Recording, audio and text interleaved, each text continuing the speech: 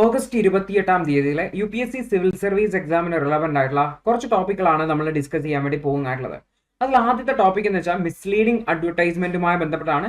Supreme കോടതി ആയുഷ് മിനിസ്ട്രിയുടെ ഒരു recent ആയിട്ടുള്ള നോട്ടിഫിക്കേഷൻ, പ്രത്യേകിച്ചും അതിൽ മിസ്ലീഡിംഗ് അഡ്വർടൈസ്മെന്റുമായി ബന്ധപ്പെട്ട കാര്യങ്ങൾ ഒമിറ്റ് ചെയ്തിട്ടുള്ള ഒരു നോട്ടിഫിക്കേഷൻ വന്നിട്ടുണ്ടായിരുന്നു. അതിനെ സ്റ്റേ ചെയ്തു, ആ നോട്ടിഫിക്കേഷനെ സ്റ്റേ ചെയ്തു എന്നാണ് പറഞ്ഞിട്ടുള്ളത്. അപ്പൊ ആക്ച്വലി നോക്കാം എന്താണ് ഇത്തരത്തിലുള്ള നോട്ടിഫിക്കേഷൻ ഒമിറ്റ് ചെയ്യാനുള്ള കാരണം, എന്താണ് അതുമായി ബന്ധപ്പെട്ട ഇഷ്യൂസ് അല്ലെങ്കിൽ കൺസേൺസ് എന്താണെന്ന് നമുക്ക് നോക്കാം. അപ്പം ആയുഷ് മിനിസ്ട്രി എന്ന് പറഞ്ഞു കഴിഞ്ഞാൽ ആയുർവേദ, യുനാനി, യോഗ, അതുപോലെ തന്നെ സിദ്ധ, ഹോമിയോപ്പതി തുടങ്ങിയ വിഷയങ്ങളുമായി ബന്ധപ്പെട്ട മിനിസ്ട്രിയാണ്. നമ്മളെ പാരമ്പര്യ വൈദ്യവുമായി ബന്ധപ്പെട്ട മിനിസ്ട്രിയാണ്. അവർ ഒരു നോട്ടിഫിക്കേഷൻ ഇറക്കിയിട്ടുണ്ടായിരുന്നു. അപ്പൊ ആക്ച്വലി ആ നോട്ടിഫിക്കേഷനിൽ ആ ഒരു മിസ്ലീഡിംഗ് അഡ്വർടൈസ്മെന്റുമായി ബന്ധപ്പെട്ട പ്രൊവിഷൻസ് നോർമലി എല്ലാ നോട്ടിഫിക്കേഷനിലും ചേർക്കുന്നതാണ്, പക്ഷെ ഒമിറ്റ് ചെയ്തിട്ടുണ്ടായിരുന്നു. അപ്പൊ ഈ വിഷയം സുപ്രീം കോടതിയിൽ ചാലഞ്ച് ചെയ്യപ്പെടും. സുപ്രീം കോടതി ആ നോട്ടിഫിക്കേഷൻ എന്ത് ചെയ്യുകയാണ്, സ്റ്റേ ചെയ്യുകയാണ് ചെയ്തിട്ടുള്ളത് ഓർത്ത് വെക്കണം തന്നെ. അപ്പൊ ആക്ച്വലി ഈ ഒരു റൂൾ നമ്പർ 170 പ്രകാരം ഡ്രഗ്സ് ആൻഡ് കോസ്മെറ്റിക്സ് റൂൾസ് 1945 പ്രകാരം എന്തെങ്കിലും ഒരു ഡ്രഗ്സോ അല്ലെങ്കിൽ കോസ്മെറ്റിക്സിനെ സംബന്ധിച്ചുള്ള പരസ്യങ്ങളോ മറ്റോ ഒക്കെ നൽകുന്ന സമയത്ത് അതുമായി ബന്ധപ്പെട്ടുള്ള ഈ ഒരു കാര്യം, അതായത് മിസ്ലീഡിംഗ് ആയിട്ട് അഡ്വർടൈസ്മെന്റ് കൊടുക്കാൻ പാടില്ല എന്നുള്ള കാര്യം ചേർക്കേണ്ടതായിരുന്നു. അത് ചേർത്തിട്ടുണ്ടായിരുന്നില്ല എന്നുള്ളതാണ്. അപ്പൊ ആക്ച്വലി ഈ ഒരു വിഷയം കോടതിയുടെ മുന്നിൽ വരാൻ, അല്ലെങ്കിൽ കോടതിയെ മുന്നിലെ വന്ന് കോടതി ഇങ്ങനെ ഒരു തീരുമാനം പറയാൻ കാരണം എന്ന് വെച്ചാൽ ഏകദേശം ഈ ഒരു പതഞ്ജലി ആയുർവേദ ലിമിറ്റഡുമായി ബന്ധപ്പെട്ട് ഒരു കേസ് മുന്നേ വന്ന സമയത്ത്, ഒരു കണ്ടംപ്റ്റ് കേസ് വന്ന സമയത്ത്, ആ ഒരു കേസിൽ സുപ്രീം കോടതി നൽകിയ ഉത്തരവിന് വിരുദ്ധമായിട്ടാണ്, അതിനെ കോൺഫ്ലിക്റ്റ് ചെയ്തുകൊണ്ടാണ് ആക്ച്വലി ഈ ഒരു നോട്ടിഫിക്കേഷൻ വന്നിട്ടുള്ളത് എന്നുള്ളതാണ് ഇതിന്റെ കാരണമായിട്ടുള്ളത്. അപ്പൊ എന്താണ് rule number 170 drugs and cosmetic rules 1945 പറയുന്നത് വെച്ചാൽ, ഏതെങ്കിലും ഒരു പ്രൊഡക്റ്റിനെ സംബന്ധിച്ചുള്ള മിസ്ലീഡിംഗ് ആയിട്ടുള്ള അഡ്വർടൈസ്മെന്റ്, അത് ആയുർവേദത്തിലായിക്കോട്ടെ, സിദ്ധയിലായിക്കോട്ടെ, യുനാനി ഡ്രഗ്സിനെ സംബന്ധിച്ചായിക്കോട്ടെ, മിസ്ലീഡിംഗ് ആയിട്ടുള്ള ആൾക്കാരെ തെറ്റിദ്ധരിപ്പിക്കുന്ന തരത്തിലുള്ള അഡ്വർടൈസ്മെന്റുകൾ നൽകാൻ പാടില്ല എന്നുള്ളതാണ്. ഏതെങ്കിലും ആൾക്കാർ അത്തരത്തിലുള്ള മിസ്ലീഡിംഗ് അഡ്വർടൈസ്മെന്റ് നൽകുന്നുണ്ട് എങ്കിൽ അതിനെതിരെ കൃത്യമായിട്ടുള്ള ആക്ഷൻസ് എടുക്കുന്നതിന് വേണ്ടിയിട്ട് ഈ ഒരു റൂൾസ് പറയുന്നുണ്ട്.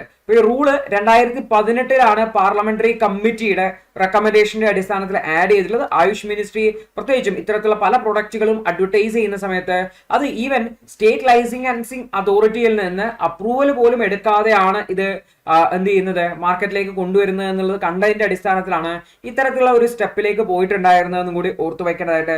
ഇത്തരത്തിലുള്ള മിസ്ലീഡിംഗ് അഡ്വർടൈസ്മെന്റുകളെ അഡ്രസ് ചെയ്യുന്നതിന് വേണ്ടി, തെറ്റായിട്ടുള്ള വാഗ്ദാനങ്ങൾ നൽകുന്ന അഡ്വർടൈസ്മെന്റുകളെ പ്രിവെന്റ് ചെയ്യാൻ വേണ്ടിയിട്ടാണ് ഈ ഒരു നോട്ടിഫിക്കേഷൻ ചേർക്കേണ്ടതായിട്ടുള്ളത്. പക്ഷെ അത് ആയുഷ് മിനിസ്ട്രി മനഃപൂർവ്വം വിട്ടുപോയി എന്നാണ് കോടതിയുടെ ഒബ്സർവേഷൻ. സോ അത് സ്റ്റേ ചെയ്തിട്ടുള്ളതെന്നും കൂടെ ഓർത്തു വയ്ക്കേണ്ടതായിട്ടുണ്ട്.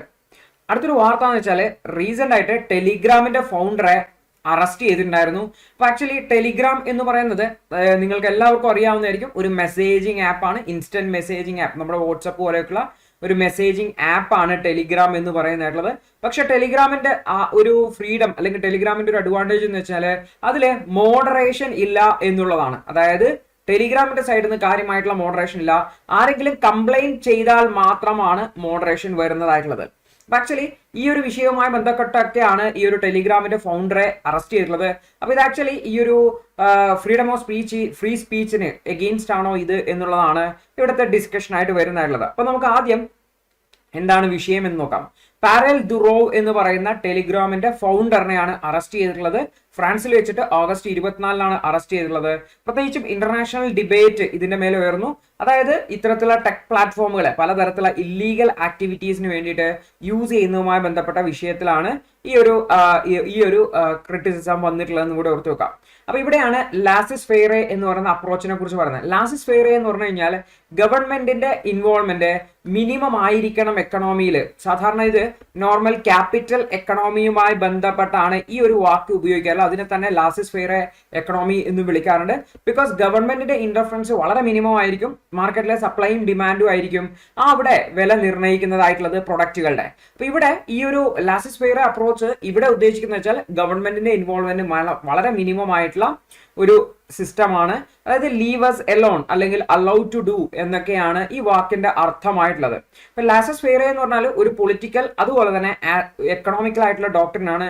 കുറെ കൂടി ഒരു ഇൻഡിവിജ്വൽ ലെവലിൽ നോക്കുവാണെങ്കിൽ സ്വന്തം താല്പര്യത്തിനനുസരിച്ച് മുന്നോട്ട് പോകുന്നതിന് വേണ്ടിയിട്ട് മറ്റൊരു തരത്തിലുള്ള ബന്ധങ്ങളും ഇല്ലാതെ, നമ്മളെ മറ്റൊന്നിനും പ്രഷറൈസ് ചെയ്യാതെ നമ്മളെ സ്വതന്ത്രമായിട്ട് നമ്മുടെ സ്വന്തം താല്പര്യത്തിനനുസരിച്ച് മുന്നോട്ട് പോകാൻ വിടുന്നതിന് നമുക്ക് ലാസിസ് ഫെയറെ അപ്രോച്ച് എന്ന് പറയാൻ വേണ്ടി പറ്റും. ആക്ച്വലി ഇവിടെ സ്റ്റേറ്റിന്റെ ഭാഗത്തുനിന്ന്, അതായത് ഗവൺമെന്റിന്റെ ഭാഗത്തുനിന്ന് അല്ലെങ്കിൽ രാജ്യത്തിന്റെ ഭാഗത്തുനിന്നും ഇത്തരത്തിലുള്ള എഫേർട്ടാണ് വേണ്ടതെന്നാണ് നോർമലി ലാസസ് ഫെയർ അപ്രോച്ചിനെ കുറിച്ച് പറയാനുള്ളത്.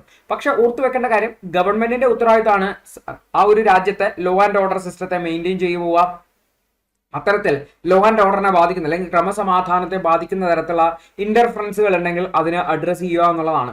ആക്ച്വലി ഈ ലാസസ് ഫെയർ അപ്രോച്ചും ഗവൺമെന്റിന്റെ ഈ ഒരു ഉത്തരവാദിത്വവും തമ്മിൽ ചെറിയൊരു കോൺഫ്ലിക്റ്റ് ഉണ്ടാവുന്നതായിട്ട് നമുക്ക് കാണാൻ വേണ്ടി പറ്റും. അപ്പൊ ഇവിടെ ആക്ച്വലി പ്രശ്നം വരുന്നത് വെച്ചാൽ, ലാസസ് ഫെയർ അപ്രോച്ച് ആണെങ്കിൽ എനിക്ക് ഇഷ്ടമുള്ളതെല്ലാം എനിക്ക് ചെയ്യാം എന്നുള്ള രീതിയിൽ, അതിനെ ആരും നിയന്ത്രിക്കാൻ വരണ്ട എന്നുള്ള രീതിയിൽ ഒരു കൺസെപ്റ്റ് ആണ് വരുമെങ്കിൽ അത് ആക്ച്വലി ഫ്രീ സ്പീച്ചിനെ വാദിക്കുന്ന ഒരു കൺസെപ്റ്റ് ആണ്. എനിക്ക് പറയാനുള്ളതെല്ലാം ഞാൻ പറയും, എനിക്ക് ചെയ്യാനുള്ളതെല്ലാം ഞാൻ ചെയ്യും എന്നുള്ളതാണ്. അതേ സമയത്ത് അത്തരത്തിൽ ഒരു സിസ്റ്റമാണ് വരുന്നതെങ്കിൽ, ഒരു കംപ്ലീറ്റ് ലാസസ് ഫെയർ അല്ലെങ്കിൽ കംപ്ലീറ്റ്ലി ഫ്രീ സ്പീച്ച് സിസ്റ്റമാണ് വരുന്നതെങ്കിൽ അത് ചിലപ്പം മൊത്തത്തിലുള്ള സൊസൈറ്റിയെ തന്നെ ബാധിക്കാൻ സാധ്യതയുണ്ട്. ഉദാഹരണത്തിന് ക്രമസമാധാനത്തെയൊക്കെ ബാധിക്കാൻ സാധ്യതയുണ്ട്. ഹേറ്റ് സ്പീച്ചുകളും ഹാട്രിഡ്നെസ്സും ഒക്കെ പടരാൻ സാധ്യതയുണ്ട്. അപ്പൊ അവിടെയാണ് കണ്ടന്റ് മോഡറേഷൻ എന്ന് പറയുന്ന ഐഡിയ വരുന്നതായിട്ടുള്ളത്. സ്വാഭാവികമായിട്ടും ഇത്തരത്തിൽ പബ്ലിക് ഓർഡറിനെ ബാധിക്കുന്ന, ഹാട്രഡ്നെസ് തളയുന്ന അല്ലെങ്കിൽ ഒരു പ്രത്യേക വിഭാഗത്തെ കുറ്റപ്പെടുത്തുന്ന രീതിയിലുള്ള കണ്ടന്റുകളെ മോഡറേറ്റ് ചെയ്യേണ്ടതായിട്ടുണ്ട് എന്നുള്ളതാണ്.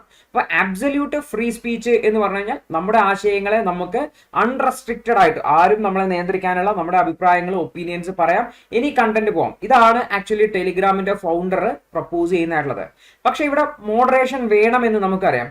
ആക്ച്വലി ഇവിടെ മോഡറേഷൻ വേണ്ടത് പലപ്പോഴും ഇത്തരത്തിലുള്ള പ്ലാറ്റ്ഫോമുകള് ഇല്ലീഗൽ ആയിട്ടുള്ള ആക്ടിവിറ്റീസിന് വേണ്ടിയിട്ട്, ഉദാഹരണത്തിന് എക്സ്ട്രീമിസ്റ്റ് ഗ്രൂപ്പുകൾ യൂസ് ചെയ്യുന്നുണ്ട്, ഡ്രഗ് ട്രാഫിക്കിങ്ങിന് യൂസ് ചെയ്യുന്നുണ്ട്, സ്കാം, ചൈൽഡ് പോണോഗ്രഫി തുടങ്ങിയിട്ടുള്ള ആവശ്യങ്ങൾക്ക് വേണ്ടിയൊക്കെ ഉപയോഗിക്കുന്നുണ്ട്. സോ ഇത്തരത്തിലുള്ള ആവശ്യങ്ങൾക്ക് ഉപയോഗിക്കുന്നതിനെ കൃത്യമായിട്ട് മോഡറേറ്റ് ചെയ്ത് അഡ്രസ് ചെയ്യേണ്ടതായിട്ടുണ്ട്. അപ്പൊ ഇവിടെ നമുക്കൊരു ബാലൻസിങ് വളരെ അത്യാവശ്യമാണ്. ഒരു സൈഡിൽ നമുക്ക് freedom of speech and expression വേണം, മറ്റൊരു സൈഡിൽ അതൊരിക്കലും മിസ്യൂസ് ചെയ്യപ്പെടുന്നില്ല എന്ന് ഉറപ്പുവരുത്താൻ വേണ്ടി, പ്രത്യേകിച്ച് പബ്ലിക് ഓർഡറിനെ ബാധിക്കുന്ന രീതിയിൽ ടെററിസ്റ്റ് ആക്ടിവിറ്റീസ് ഉപയോഗിക്കുന്നില്ല, ഡ്രഗ് ട്രാഫിക്കിങ്ങിന് ഉപയോഗിക്കുന്ന, ഇല്ലീഗൽ ആയിട്ടുള്ള ആക്ടിവിറ്റീസിന് ഉപയോഗിക്കുന്നില്ല എന്ന് ഉറപ്പുവരുത്താനുള്ള ഒരു ബാലൻസിങ് കൂടി വേണം. അതേ സമയത്ത് അതായത് ഒരു റെസ്പോൺസിബിലിറ്റി ഇവിടെ വേണം. ഹാമും ഇല്ലീഗൽ ആയിട്ടുള്ള ആക്ടിവിറ്റീസ് ഇതിനു വേണ്ടി ഉപയോഗിക്കുന്നില്ല എന്നുള്ളതാണ്. അപ്പൊ ആക്ച്വലി പ്ലാറ്റ്ഫോമിന്റെ ഈ ഒരു ടെലിഗ്രാമിന്റെ ഒരു ഇഷ്യൂ എന്ന് പറഞ്ഞു കഴിഞ്ഞാൽ, ഇത്തരത്തിൽ കണ്ടന്റുകളെ മോഡറേറ്റ് ചെയ്യാൻ വേണ്ടിയിട്ട് അവർക്ക് കൃത്യമായിട്ടുള്ള ഒരു മെക്കാനിസം ഇല്ല എന്നുള്ളതാണ് ഇഷ്യൂ. അതുകൊണ്ട് തന്നെ ടെലിഗ്രാമിനെ പല ആൾക്കാരും പല ഇല്ലീഗൽ ആയിട്ടുള്ള ആക്ടിവിറ്റീസിനും യൂസ് ചെയ്യുന്നുണ്ട്. ടെലിഗ്രാമിന്റെ ഒരു പ്രത്യേകത എന്ന് വെച്ചാൽ ഇതിന് എൻക്രിപ്ഷൻ ഉണ്ടെങ്കിലും ഇത് എൻഡ് ടു എൻഡ് എൻക്രിപ്ഷൻ അല്ല. എൻഡ് ടു എൻഡ് എൻക്രിപ്ഷൻ അല്ല എന്ന് വെച്ചാൽ ഇവിടെ നിന്ന് ഒരാൾ സെൻഡ് ചെയ്യുന്നുണ്ട്, ഇയാൾ ഒരു മെസ്സേജ് ടൈപ്പ് ചെയ്തു, ഇത് എൻക്രിപ്റ്റഡ് ആയിട്ടാണ് അടുത്ത ആളുടെ അടുത്തേക്ക് പോകുന്നത്. എന്നിട്ട് അതെന്ത് ചെയ്യാണ്, അടുത്ത ആളുടെ മുന്നിൽ മാത്രമാണ് അത് കാണാൻ വേണ്ടി പറ്റുക. അതായത് ഇതിന്റെ ഇടയിലുള്ള ഒരാൾക്ക് എന്ത് ചെയ്യാൻ വേണ്ടി പറ്റില്ല, ഇതിൽ എന്താണ് മെസ്സേജ് എന്ന് മനസ്സിലാവില്ല. ബിക്കോസ് ഇവിടെ ഒരു എൻക്രിപ്റ്റഡ് കോഡ് ഉണ്ടാവും, ആ കോഡ് വെച്ച് മാത്രമേ ഇവിടെ ഡീക്രിപ്റ്റ് ചെയ്യാൻ പറ്റുള്ളൂ. പക്ഷേ ടെലിഗ്രാം, ഇത് വാട്സപ്പിൽ എൻഡ് ടു എൻഡ് എൻക്രിപ്റ്റഡ് ആണ്. പക്ഷെ ടെലിഗ്രാമിന്റെ പ്രത്യേകത വെച്ചാൽ ഇത് എൻഡ് ടു എൻഡ് എൻക്രിപ്റ്റഡ് അല്ല എല്ലാ മെസ്സേജസും. അതായത് ഇതിന്റെ ഇടയിൽ വെച്ചിട്ട് ഒരാൾക്ക് ഇത് എന്താണ് കണ്ടന്റ് എൻക്രിപ്റ്റ് ചെയ്തിട്ട് തന്നെയാണ് അയക്കുന്നത്, but end to end encrypted അല്ല, ഇടയിൽ വെച്ചിട്ട് ആൾക്കാർക്ക് കാണാൻ വേണ്ടി പറ്റുന്നുള്ളൂ. അതായത് ഈ ഒരു ടെലിഗ്രാമിലുള്ള ആൾക്കാർക്ക് ഇത് കാണാൻ പറ്റും, എന്താണ് ഇതിലെ കമ്മ്യൂണിക്കേഷൻ നടക്കുന്നത്, എന്താണ് ടോക്ക് നടക്കുന്നത് എന്നുള്ളത്. അതേപോലെ തന്നെ ലോ എൻഫോഴ്സ്മെന്റ് ഏജൻസി, ഇപ്പൊ പോലീസ് റിക്വസ്റ്റ് ചെയ്യുകയാണെങ്കിൽ പോലീസിനും ഈ ഒരു ഇൻഫർമേഷനെ കാണുന്നതിന് വേണ്ടിയുള്ള അനുമതി കൊടുക്കാൻ വേണ്ടി പറ്റും. ഇപ്പൊ ടെലിഗ്രാമിൽ ഇത്തരത്തിലുള്ള ഒരു ഓപ്ഷൻ ഉണ്ട്. അവർ പറയുകയാണ് നമ്മൾ എൻഡ് ടു എൻഡ് എൻക്രിപ്റ്റഡ് അല്ല, നിങ്ങൾക്ക് വേണമെങ്കിൽ പരിശോധിക്കാം എന്ന് പറയുന്നത് കൊണ്ട് തന്നെ ടെലിഗ്രാം പറയുന്നത് നമ്മൾ ലാസസ് ഫെയർ അപ്രോച്ച് ആണ്. ആക്ച്വലി നമ്മൾ ആക്റ്റീവ്ലി ഇതിനെ മോഡറേറ്റ് ചെയ്യുന്നില്ല, അല്ലെങ്കിൽ ഇതിന്റെ ഹാംഫുൾ കണ്ടന്റിനെ റിമൂവ് ചെയ്യുന്നില്ല, നിങ്ങൾക്ക് വേണമെങ്കിൽ ഇത് പരിശോധിക്കാം എന്നുള്ള രീതിയിലാണ് പറഞ്ഞത്. പക്ഷേ ഇത് ടെലിഗ്രാം അവരുടെ ഉത്തരവാദിത്വത്തിൽ നിന്ന് പിറകോട്ട് മാറുന്ന ഒരു സാഹചര്യമായിട്ടാണ് ഈ ഒരു പോലീസും മറ്റ് എൻഫോഴ്സ്മെന്റ് ഏജൻസീസും കാണുന്നത്. കാരണം അവര് ആൾക്കാർക്ക് വേണ്ടിയിട്ട് ഒരു പ്ലാറ്റ്ഫോം തയ്യാറാക്കി കൊടുത്തിട്ട് ആ പ്ലാറ്റ്ഫോം മിസ്യൂസ് ചെയ്യപ്പെടുന്നുണ്ടെങ്കിൽ അതിന്റെ ഉത്തരവാദിത്തം ആ പ്ലാറ്റ്ഫോം തയ്യാറാക്കിയ ആൾക്കാരാണ്. അവര് കൃത്യമായിട്ടുള്ള മോഡറേഷൻ പ്രാക്ടീസുകൾ ഫോളോ ചെയ്യേണ്ടതായിട്ടുണ്ട് എന്നാണ് പറയുന്നതായിട്ടുള്ളത്. പ്രത്യേകിച്ചും ഇത്തരത്തിലുള്ള ഒരു റെസ്പോൺസിബിൾ ആയിട്ടുള്ള അപ്രോച്ചാണ് ടെലിഗ്രാമിന്റെ ഭാഗത്ത് നിന്ന് ഉണ്ടാവേണ്ടതെന്നും പോലീസും മറ്റ് ലോ എൻഫോഴ്സ്മെന്റ് ഏജൻസീസും പറയുന്നുണ്ട്. അപ്പൊ ഇത്തരത്തിലുള്ള ഒരു മോഡറേഷൻ നടക്കുന്നില്ല. ഫ്രീ ആയിട്ട് ആൾക്കാരെ അവരുടെ താല്പര്യത്തിനനുസരിച്ച് എന്തും ഇല്ലീഗൽ ആയിട്ടുള്ള പർപ്പസിന് വേണ്ടിയിട്ടും ടെലിഗ്രാം യൂസ് ചെയ്യാനുള്ള ഒരു സാഹചര്യം കൊടുക്കുന്നുണ്ട്. അതിന്റെ പേരിലാണ് ഇപ്പോൾ അറസ്റ്റ് ഒക്കെ ഉണ്ടായിരിക്കുന്നതെന്നും കൂടി ഓർത്തു വെക്കേണ്ടതായിരുന്നു. അടുത്തത്, COVID-19 കാലം കഴിഞ്ഞു, എംപോക്സ് വളരെയധികം സ്പ്രെഡ് ചെയ്യുന്നതായിട്ട് പറയുന്നുണ്ട്. ആക്ച്വലി എന്താണ് എംപോക്സിന്റെ ബന്ധപ്പെട്ട പ്രശ്നം, അതിനുള്ള വാക്സിൻ ഡെവലപ്മെന്റുമായി ബന്ധപ്പെട്ട കാര്യങ്ങളെ കുറിച്ചാണ് നമ്മൾ ഡിസ്കസ് ചെയ്യാൻ വേണ്ടി പോകുന്നതായിട്ടുള്ളത്. ദി ഹിന്ദുവിന്റെ ഇന്നത്തെ വിശകലനം കണ്ടതിന് നന്ദി. നിങ്ങൾക്ക് ഇത് സഹായകരമായെന്ന് വിശ്വസിക്കുന്നു. ഇന്നത്തെ ബാക്കിയുള്ള വാർത്തകളുടെ വിശകലനത്തിനു വേണ്ടി ഞങ്ങളുടെ ന്യൂസ് അനാലിസിസ് ക്ലാസ്സിൽ ജോയിൻ ചെയ്ത് പഠിക്കാവുന്നതാണ്. ഒരു മാസം വെറും 159 രൂപയ്ക്ക് നിങ്ങളുടെ UPSC തയ്യാറെടുപ്പിന് ആവശ്യമായ എല്ലാ പ്രധാന വിശദാംശങ്ങളും ഉൾക്കൊള്ളുന്ന ഒരു സമഗ്രമായ ന്യൂസ് അനാലിസിസ് നിങ്ങൾക്ക് മലയാളത്തിൽ ലഭിക്കും.